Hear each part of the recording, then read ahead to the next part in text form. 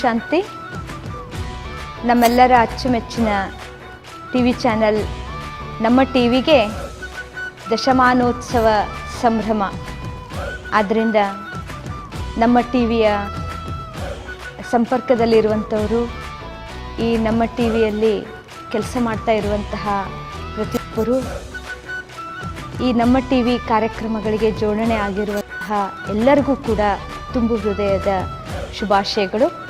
ಹಾಗೂ ಪರಮಾತ್ಮನ ಛತ್ರಛಾಯೆ ಸದಾ ಈ ಟಿ ವಿ ಚಾನಲ್ನೊಂದಿಗೆ ಜೋಡಣೆ ಆಗಿರುವಂಥವರ ಮೇಲೆ ಹಾಗೂ ಕನೆಕ್ಟೆಡ್ ಎಲ್ಲ ಜನರ ಮೇಲೆ ಇರಲಿ.